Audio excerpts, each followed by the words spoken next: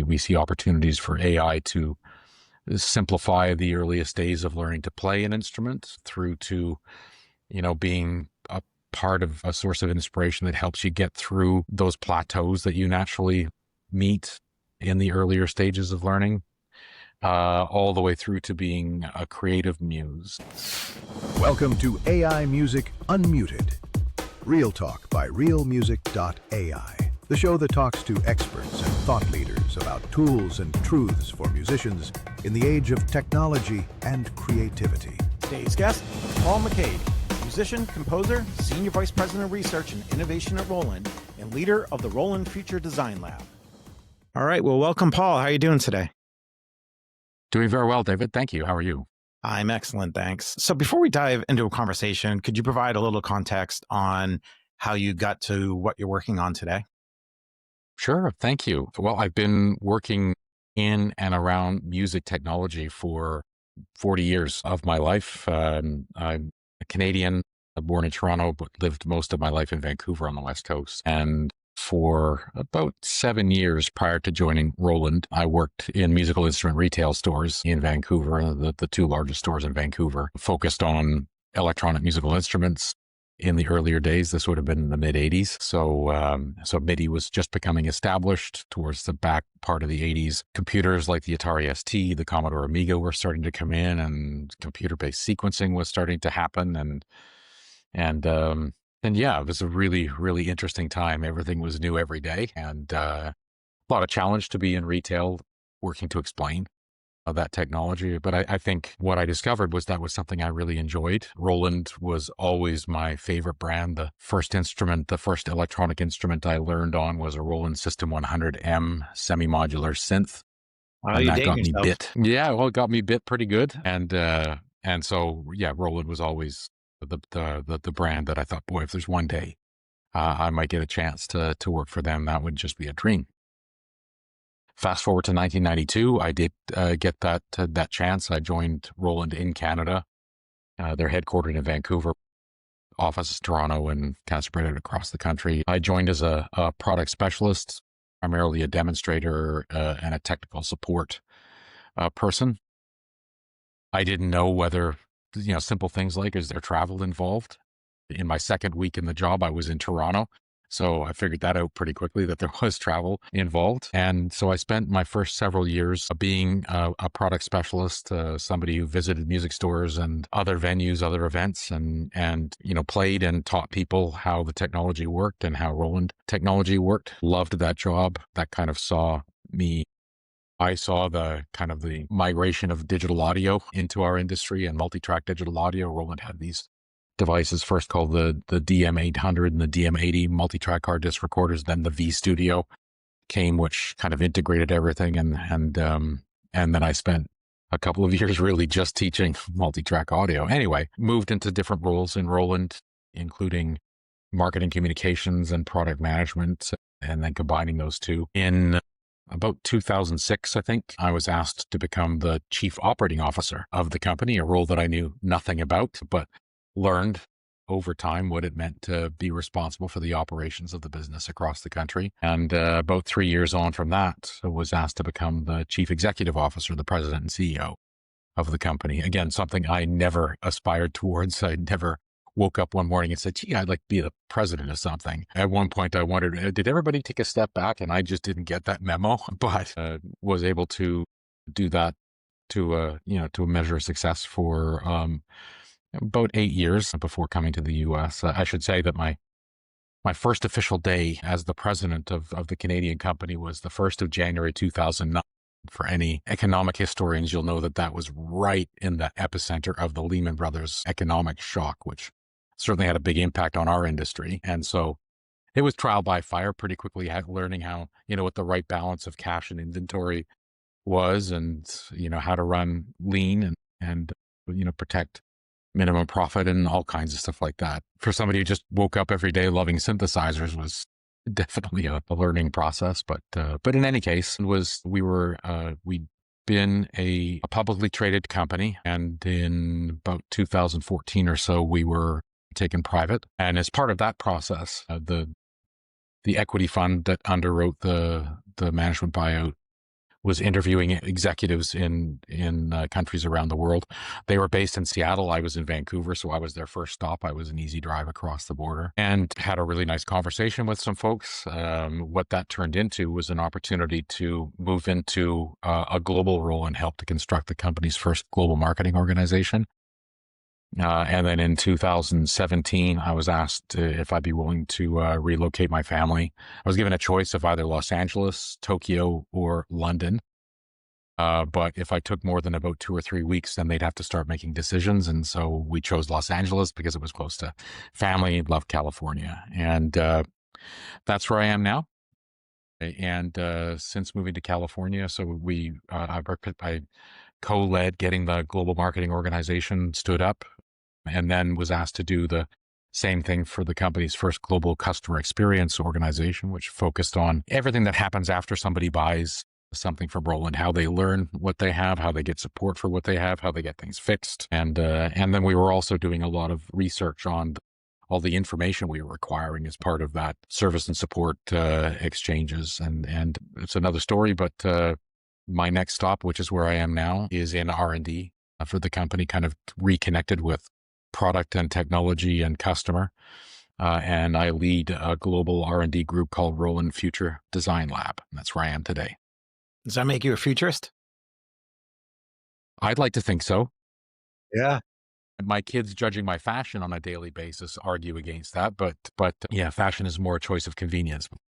I've been described as a nonlinear or a divergent thinker, where I will be the one in the room that tries to see something from a different angle and perhaps uncover a different possibility or a different solution to a problem. And I think that's part of what perhaps is affording me this opportunity now. It's a real privilege. That's a great skill set to have. Do you think that your early days of being, I guess what I would call on the front line with the customers, from product demonstration and out at events, prepared you for where you are today and really understanding the customer? Without a doubt, on many levels. I think being as close to the people that actually make music with technology from the very beginning of my career, as opposed to, being in some, a back office role or a supportive role, was really formative.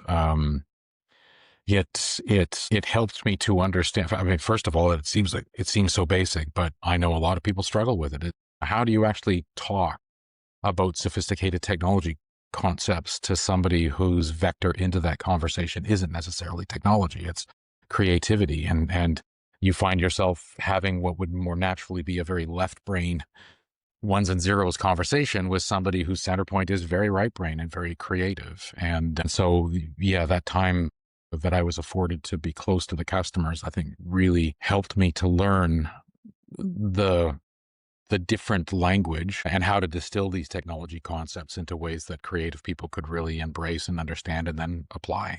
Yeah, luckily we're learning how to make things very intuitive. I can remember just my learning curve, reading and writing music, and then all of a sudden jumping in and trying to use a DAW, and it was just another world, another language.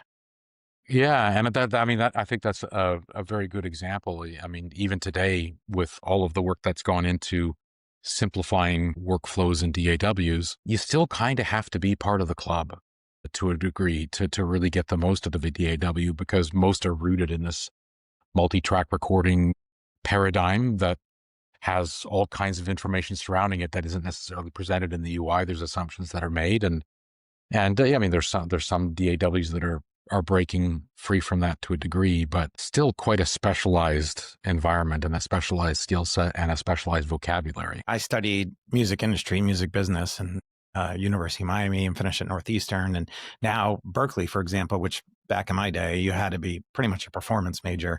Now you can go there and not even play an instrument per se, music tech degrees and then just music production and so forth using, DAWs. So it's just the times are changing, that's for sure. They are indeed. When people think about AI, so many people think purely software. Our life is largely today on the hardware side, albeit driven by software in many cases. What can you tell us about how software, and in particular AI, is moving in on the hardware space? Yeah, it's and to be clear, yes, Roland's history is largely rooted in hardware, as are our other brands. But today Roland probably is one of the leaders in a very connected ecosystem where we've got a platform called Roland Cloud, and a lot of our devices are more like IoT appliances, and that is growing and propagating across all of the instrument categories. And then we do make apps, sounds, and all kinds of stuff like that. But without a doubt, many people that have a knowledge of the brand will think first about the physical instruments that we build in the production tools. Yes, AI is starting to appear in hardware, where we're taking, from Roland's perspective, we're taking a very considered, mindful approach to this. We see massive opportunity for bringing AI into different physical-based, hardware-rooted music experiences. And we see opportunities for AI to simplify the earliest days of learning to play an instrument through to, being a part of, or a source of inspiration that helps you get through those plateaus that you naturally meet in the earlier stages of learning, all the way through to being a creative muse. But to be very clear, and when I say that we're taking a considered approach, all of our thinking, all of our imagining is with AI as a supportive technology to human creativity rather than a displacing technology to human creativity. I'm sure there's things you can and can't talk about, maybe what Roland's working on. I'm hearing about some really interesting things about, dynamic accompaniment, adaptive instruments, gesture motion, real-time contextual responses, all this. How do you see playing some of these instruments in the future? We see possibilities for large language models and the companion technology to be embedded and run with the instrument as an edge device. And as I was saying, using tools like machine learning to study, to understand not just a level that somebody is playing at, but their unique characteristics of their playing, and then perhaps present features and journeys on that instrument that help them to improve, but in what would be perceived as a very natural, organic, intrinsic to the instrument kind of a way. And that same technology, as somebody's playing skills progress, could not only continue to help them sharpen the saw, as it were, from a performance technique perspective, but might also then help them to create. Learn to improvise, could be a co-creator when it comes to actually composing on the instrument as well. I think, we're just really beginning to think about, in the context of the instrument, what AI might be able to afford as this kind of range of experiences. Having that kind of instructor with you throughout your entire musical journey, and going from a beginner musician to being a very advanced, session player, say, for example, to have someone along your side, maybe someone's the wrong word, but to have that assistive approach, benefits can be massive in enhancing your creativity. And it's not replacing anything, it's enhancing your creativity.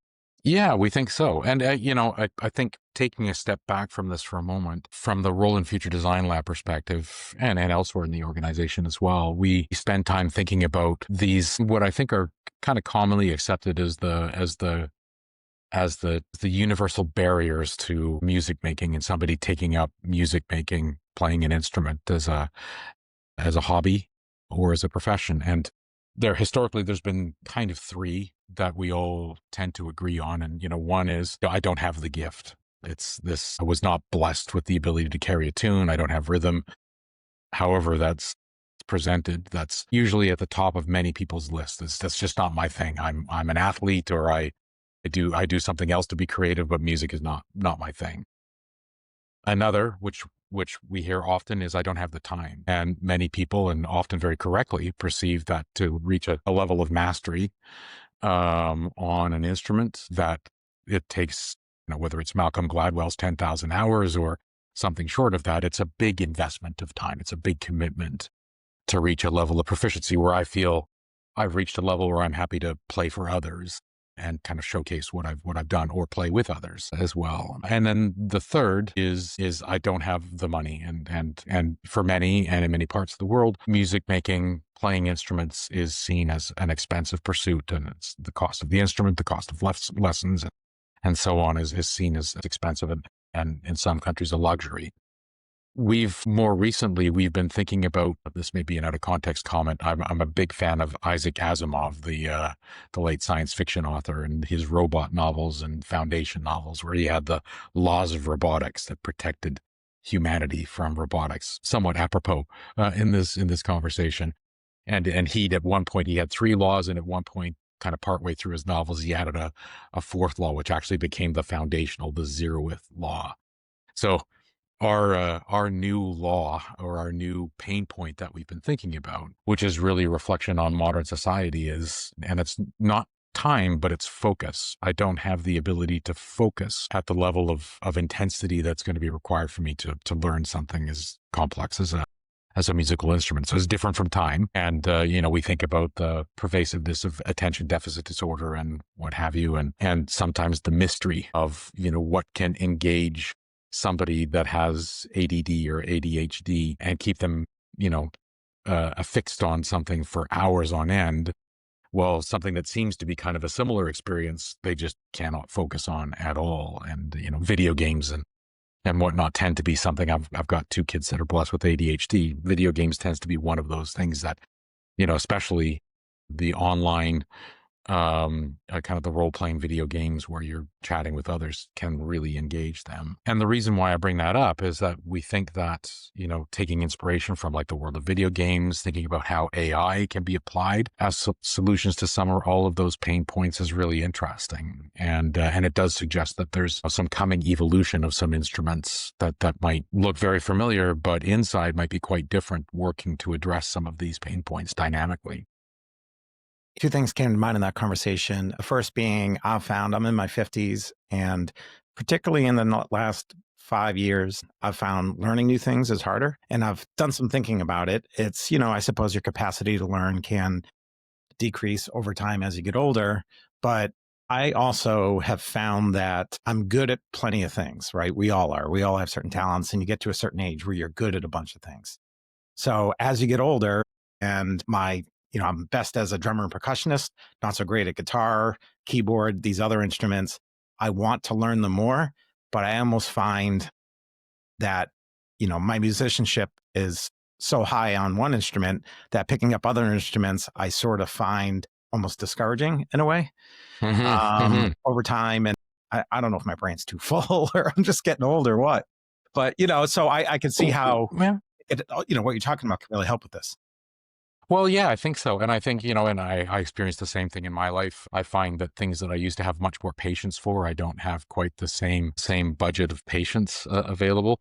But I mean, let's jam on that idea for a second. So you've got a high level of proficiency on playing drums and you want to play piano. How could AI serve as a bridge between those two? And how could AI, rather than kind of make you kind of reset and start again, other than the fundamentals of music, how might AI be able to learn what it is that you're really good at and then build these bridges across to what you want to learn, that doesn't tell you to forget or leave this behind and do something different, but it actually embraces that and builds off of that. You mentioned those, three areas, and I thought of what perhaps might be a fourth. I don't know if you want to call it geography, but the ability to collaborate with other musicians or even virtualize musicians is harder and harder. You can be very proficient. You can sit in your basement and be an amazing musician, but there's probably more musicians who are playing and playing well and not playing with other musicians, whether they be digital, virtualized, real, or using some kind of software they can collaborate across geography. So I think that's very true. That's very true. And I actually would say that I don't think that that's exclusive to somebody who's more mature. And I'll use, what we know about things like learning to play the piano as an example.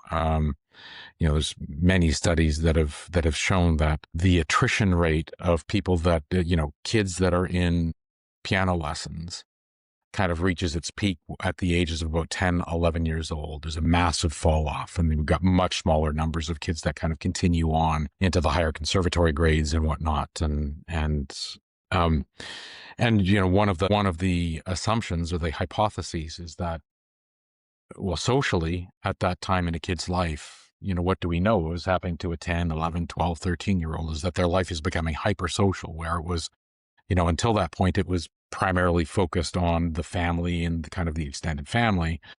The friends kind of come in at that age of 10, 11, 12, 13 and start taking up more and more time. And life becomes that much more social as you enter your teens. Whereas learning to play a piano or a violin or a trumpet or a clarinet can be a very isolated experience, especially when you get to that level where you kind of reach these next stages. It's not like 20 minutes a day. You're putting in an hour, you're putting in 2 hours a day, 5, 6 days a week. Meanwhile, that your friends are saying, "Hey, can we hang out? Let's go bowling. Let's do this. Let's do that." But for you to kind of keep going, you've got to stay focused and apply yourself. And so, to that comment about social, are there things, and whether this is afforded by AI or there's other supportive tech that helps with this, but what can we do to introduce more of a social dynamic to learning to play these solo instruments earlier on? And again, I go back to the experience of playing video games, and I listen to my son and daughter as they game online, and I just kind of listen to the dialogue, occasionally a couple of words that I'm not proud of, but generally speaking, they're doing it. The conversations are a couple of things. One, they're helping, everybody that's on the call, they're helping each other to kind of navigate terrain and to, oh, this is what I did to do that. They're kind of describing, they're self-narrating their own battle or their journey or something like that. And, so replace that with, sitting at a piano. And I know it sounds perhaps a bit trite, but if you were able to, be chatting with a friend saying, yeah, I'm really having difficulty learning this. Oh, you know what? I learned that piece a while ago. Try this, try that. And maybe it's not just audio, but maybe you're actually able to share visuals and things like that as well. But just introducing a little bit more social to those otherwise somewhat antisocial experiences is interesting to think about. Yeah, at a younger age, it was locking yourself in your bedroom or the basement and just shredding for a while, right? So it's hard to talk about AI and not talk a little bit about ethics. You're instrumental, and Roland is, along with Universal Music Group, in forming AI for music. Could you share a little bit about that? Yeah, sure. I mean, I'll give you the kind of how we got there, which is kind of an interesting story. This is, we'll say kind of post-COVID 2021, early 2022.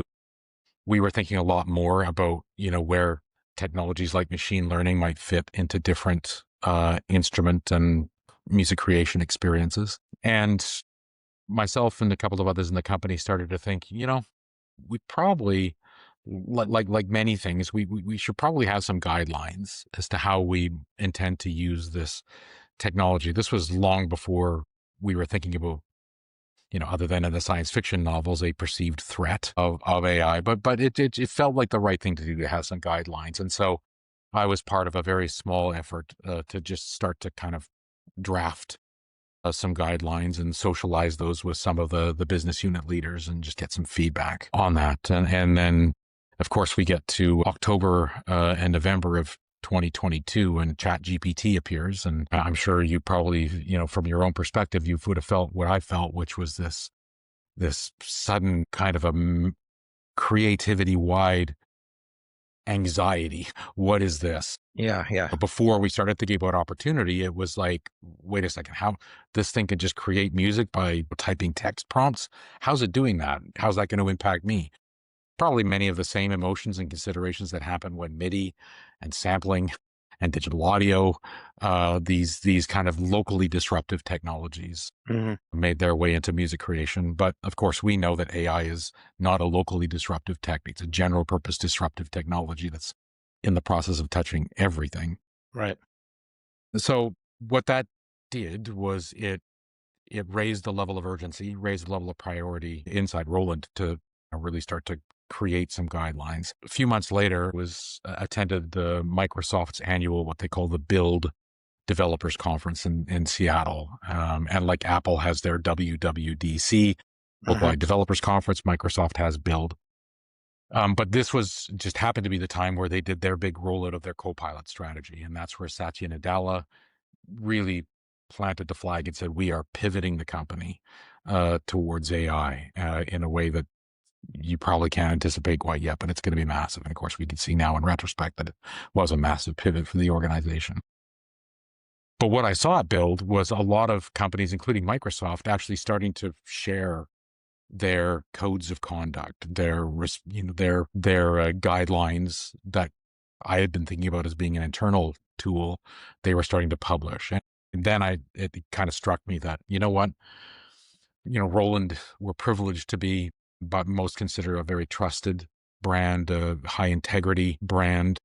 We should probably start thinking about not only finishing these guidelines, but actually sharing them with the public as well. So people, fans of Roland, customers of Roland, know where we stand with all of this. And so we started to kind of rework the language to be customer facing. August of that same year, so this is 2023 now, Universal Music Group announced a tie-up with YouTube where they were going to co-create some new creative tools for YouTube creators that were AI powered.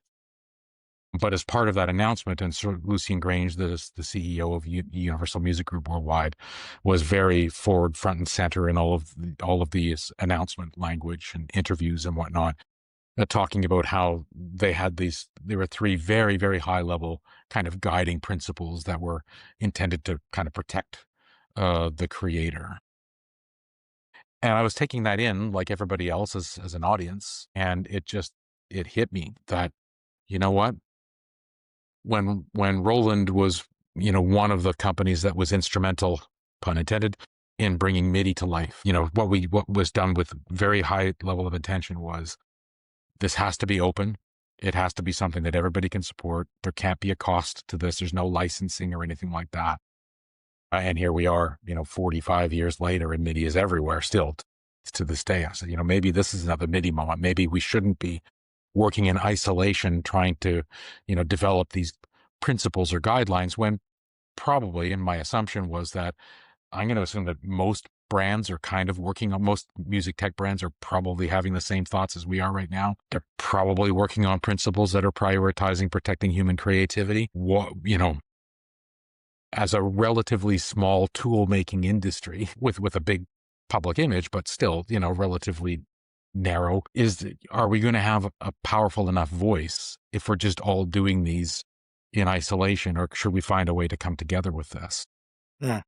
And so I've shared this story a few times before, but I did what any entrepreneurial pup would do. And I guessed Sir Lucian Grange's email address, got it wrong 3 times, got it right the 4th time, because I got a reply in the morning from his executive assistant saying, "Hey, we'd love to talk to Roland, about AI and stuff."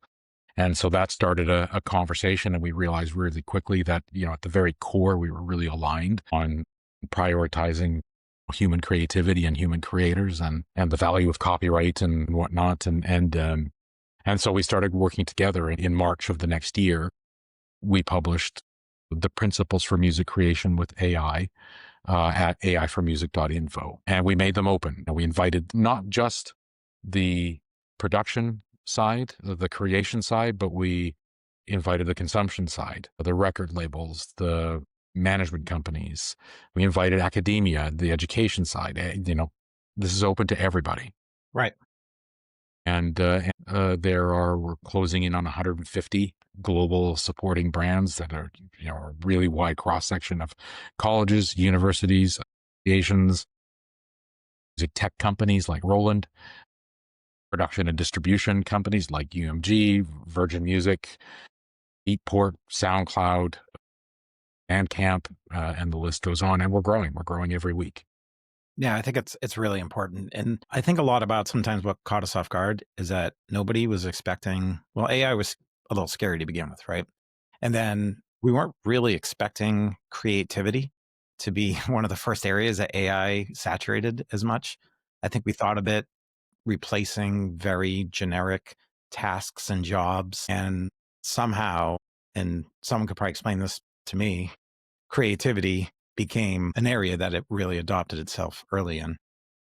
Yeah. Well, and history kind of repeats itself a little bit there. And I know you said we weren't anticipating, and I was with you, and that there's no way I could have anticipated the level of impact that we've seen over the last couple of years. But when we think about when the cloud came into our lives in a meaningful way, one of the very first things it touched was music and how we consume and how we curate and collect and carry and purchase music, and the iPod, and then that transition to different platforms, and then digital streaming, and then we weren't storing things locally; we were streaming things to our devices. But yeah, music was kind of right on the vanguard, right on the point of that, and was used in the talks and the demonstrations of capability very early on. Yeah, how we create, how we obtain it, and how we consume it, really those areas have changed drastically.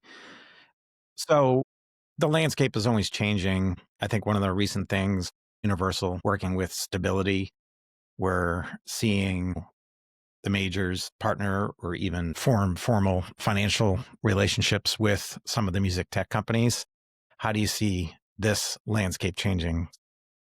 Yeah, well, the recent announcements, the tie-ups and the licensing deals. So UDO, Stability AI. Recently, UMG announced a collaboration with Clay, which is purported to be one of the first true licensing deals in the space. For me personally, I think what this is beginning to signal is a recognition by these platforms that until this time haven't really acknowledged this, that the intellectual property that is created by composers and producers and whatnot has value, and that value needs to be respected and it needs to be protected. I think UDO, the framework that's been announced with UDO, which is essentially establishing a closed platform within which users of the platform will be given the opportunity to utilize the music of Universal Music Group artists that have chosen to opt in for this, and create new things. But the consumption of those new things has to be done on this platform as well, which is the protection that's being given. But then there's also compensation back to the artist, back to the creators, for that activity on the platform as well. And there's a hope, and I don't want to speak on behalf of UMG. I'm Roland, but this is all publicly available information. I know there's a hope that this might be something of a template that can be applied in other places as well. Clearly, beyond having the right aligned principles that protect human creativity, we need governance mechanisms that can then put all of these good intentions into action and enforce them. And whether it's kind of the walled garden ecosystem that is being talked about for the UDO platform, or whether Roland and Universal Music Group and others are under the banner of the C2PA. We're looking to see if we can develop a solution for provenance, origin, and ownership of music. But rather than trying to solve the problem once music has been created and potentially has already been published somewhere, in which case, the proverbial cat is out of the bag, could we be actually considering this problem to solve as music is being created? So inside the DAW, is there a way to be thinking about and applying provenance to the assets, the DNA of music as it kind of forms into songs and works? And might that actually be something worth pursuing? So there's work that's being done. There's some really good companies and good minds that are applying themselves to this problem right now. I was just looking up a TED Talk from, boy, when was it? It was from 2020. So going back a little ways. And I was trying to remember who it was. And it's, so it's TED Talk, Breckenridge, Lucas Cantor.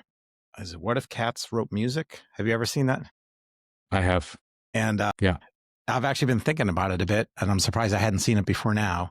But what was interesting is, he made a pretty good argument for the creativity is in the listener.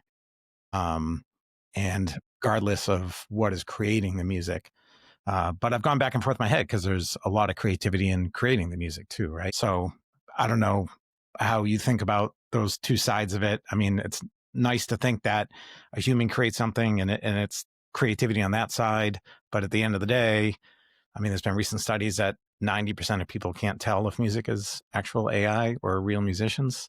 And I don't know if that's a good or a bad stat, but, really it's how you perceive it and, how it makes you feel. Blue DeBrecki at IoT, he made a good comment to me one time, and he just said, the thing that AI can never replace is the listener. So I guess I'm just tossing that out there, seeing, some of your thoughts on this. Well, yeah, now we're into it, right? Now we're into much more of the kind of the existential layer to all of this conversation. First of all, to the core of Roland, we think that being creative and having the opportunity to express oneself creatively is kind of a core part of the human experience, and it's a very necessary part of the human experience. And whether that's through music or the visual arts, or creativity takes many forms, as we know, it's important, and everybody should be afforded the opportunity to create. We happen to think that, because of what we know about music and how it engages the brain and the body in ways that virtually no other experience can engage, we think there's something special about being given the ability to participate in making music. And so we focus on that, and we're trying to bring that experience to as many people as possible. And pausing there for a second, I think it's also important to distinguish between the process of making music and the consumption of music. And we happen to think that there's a unique joy and a unique satisfaction that comes from even the simplest music making processes that we're really passionate about bringing to as many people on the planet as we can, sustainably, for years and years to come. And it's interesting to think about that, David, because right now so much of the focus is on the kind of the finished works and the inside. But we're also really interested in opening up and democratizing this creation and the process of making music side, and not just by text prompts. What comes after that? What is the higher level of engagement, the deeper levels of engagement in music making? And so we think that, and already talked about this. We think that AI has a very big role to play in democratizing, opening up music creation to a wider range of people. There's an argument to be made that, done responsibly, you use the word ethically. We tend to use responsible as opposed to ethical because it's a slightly less opinionated, I suppose, term than ethics. So if we just talk about responsible, what's right and wrong, it's a little easier to palate. I'm not saying that a discussion of ethics is wrong. It's just a much more complicated, much more invested conversation. But to my point, done responsibly, where the value of music is being respected, the value of the human music creator is being respected, that a prompt-based kind of on-ramp to music making may have some value for many people, and not just for those that don't feel that they've had the gift or just had the opportunity to make music, but people with disabilities, does natural language processing. So it's prompt based, but now it's not typed, but it's spoken. Right. Does a prompt based UX and UI for music making afford the opportunity to create with music to many more people that otherwise are physically or cognitively limited in their ability to do so, which is interesting to think about. So yeah, massive opportunity there. But what comes after that? What are the bridges? Because I think you and I both agree that experience, we'll call it a prompt-based experience, there's a massive gulf that lies between that and somebody who's now picked up a guitar and said, okay, I want to learn this.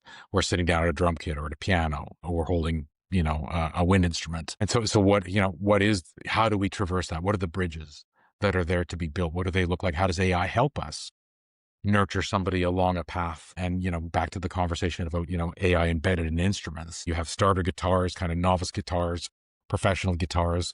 Could it be one guitar that actually changes its persona because of the embedded AI and adapts to where the player's at? I often think about the learning curve on guitar. I mean, just dexterity, right? There's nothing more physical than dexterity and your fingers on those strings.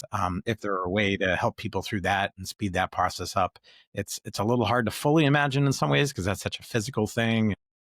You can think about a lot of AI as a more virtual thing, but I'm sure we'll figure all these things out. Well, and yeah, I don't mind musing on some of this stuff, but when we think about some of the work that's being done in articulated prosthetics and whatnot. And, imagine if we were wearing gloves or, some sort of an apparatus on our hands that was not bulky and intrusive, but whether it was just through little stimulations, it was guiding us as to, move this finger now, move this hand this way now. Sure.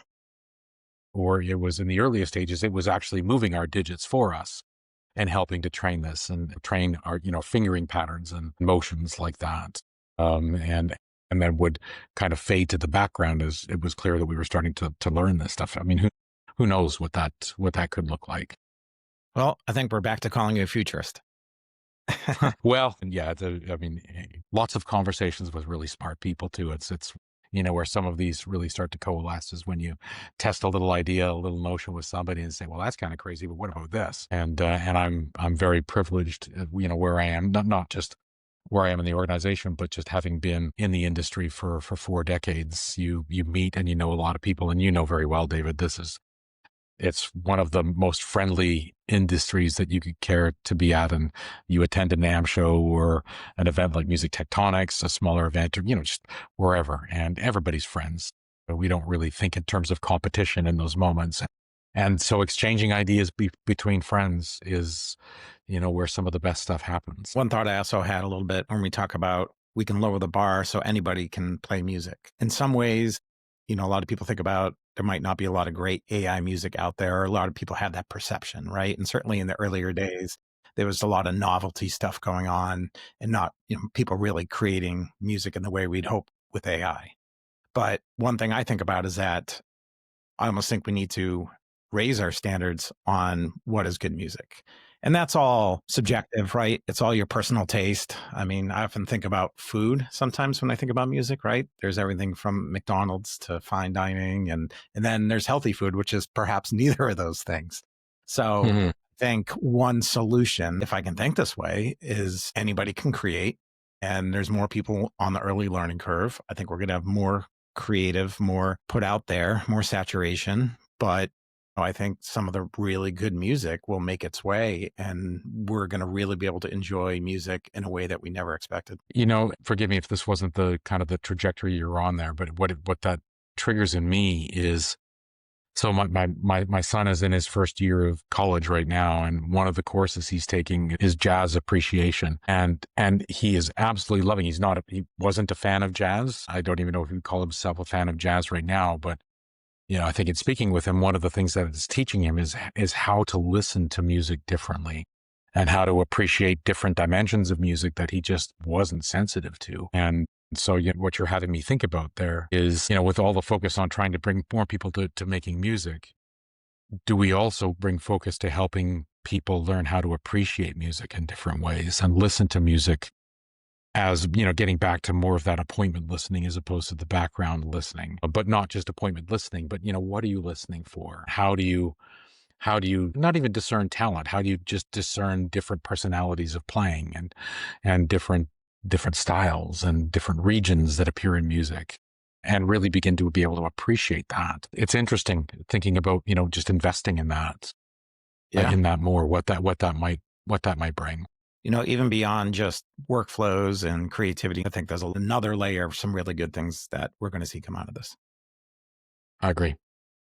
Well, Paul, are you able to share any specific things or give examples of some of the work that you're doing at the Roland Future Design Lab? Yeah, for sure. We work across many different areas. We work, of course, AI, which we're talking about today, but we think about immersive experiences, augmented reality, virtual reality, extended reality. We think about connectivity and how ubiquitous connectivity can, transform music creation and music consumption experiences. So there's a lot of areas that we're thinking about.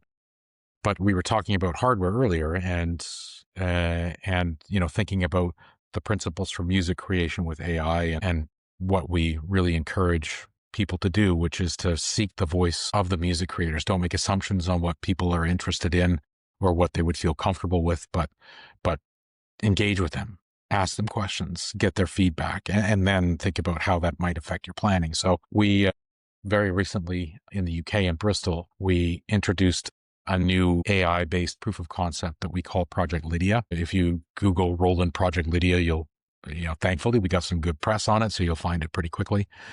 But what Project Lydia is, we're actually playing with a couple of different. We're doing some testing and learning on a couple of different areas that do in this project have a convergence. So one of them is DIY, and we know that kind of the DIY culture and the DIY mindset has really been intertwined with music creation as we go all the way back through history. And we think about the great composers and their relationships that they had with instrument builders to help them build instruments that could manifest what they were imagining in their in their heads. And we think, today we think about, Eurorack synthesizer modules, and we think about software applications like Max for Live and Reactor that can do kind of DIY in the software realm. And Roland has a long history of DIY. We had a brand called Amdec in the 80s that actually built products in kit form, or made products in kit form available to people. So it's not new to us, but it's kind of new in this era for us. We're also, Project Lydia is also looking at AI, and what Project Lydia is a piece of hardware that looks like a kind of a larger format guitar pedal or an effects pedal, but it's at its core, it's a Raspberry Pi 5 mini computer, single board computer, a Raspberry Pico PCB that does the interfacing between the hardware controls and the Raspberry Pi 5 computer, and then a UI and audio I/O. But it's the Project Lydia is running a neural sampling engine, a model-based neural sampling engine that was actually developed by one of our partner companies in Japan called Newtone, Neutone. Newtone.ai is their website. And they developed technology that they kind of presented to people in a software plugin called Morpho. So working together, they brought Morpho to the Raspberry Pi platform. We built a hardware interface around this. Now we're in the process of kind of taking it to music creators and putting it in their hands and letting them play with it and getting their opinions and seeing what they like and don't like.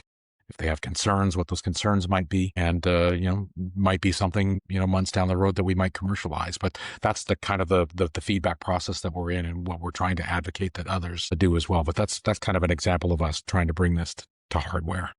That's really some innovative stuff, and it's exciting to see what's coming down the road. Paul, it's been great chatting with you. Where can people go to learn more about Roland? What's the best way for them to see some of your newest products and what you have going on? Well, for sure, our website's roland.com, boss.info, dwdrums.com. On roland.com, we have our own music blog called Roland Articles. If you click there, you'll actually find a section for Roland Future Design Lab, where as we're doing these projects like Project Lydia, you'll find our stories being told there. So that's probably one of the easiest ways to stay in touch with what we're working. That's really cool. I've enjoyed chatting with you. Thanks for your time. Me too. I got to go play my Thank V-drum. you. Thank you very much. Handshake. Appreciate you buying V-drums. All right, Paul. Take care. Everyone, check out RealMusic.ai and keep an eye out for more podcast episodes coming up. All right. Thanks, Paul. Bye, everyone. You're welcome.